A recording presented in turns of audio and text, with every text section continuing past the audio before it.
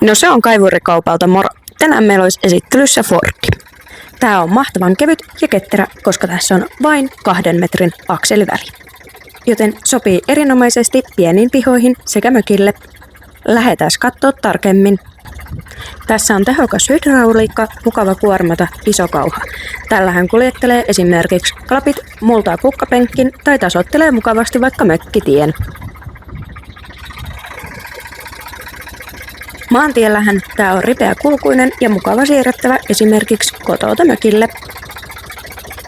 Kaivuupuomista löytyy mukavan iso liikerata, jolla on helppo sitten kaivella ja kuormata. Mukaan tulee myös saloa ja kauha.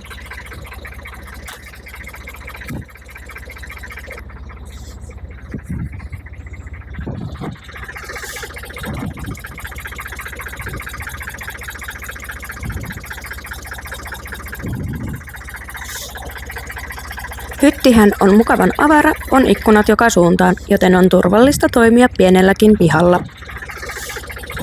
Sitten löytyy suunnanvaihtaja. Puomissa on 2-vipuohjaus, millä on sitten helppo kuormata ja kaivella.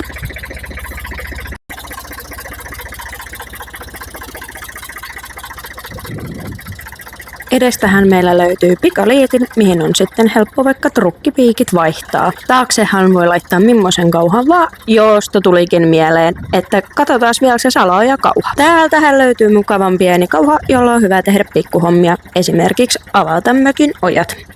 Kiitos kun katsoit ja nähdään Kaivurikaupalla ja kaivurikauppa.fi. Se on moro! Muistathan, että me myös ostamme ja otamme vaihdossa maarakennuskoneita, niiden lisävarusteita sekä traktoreita.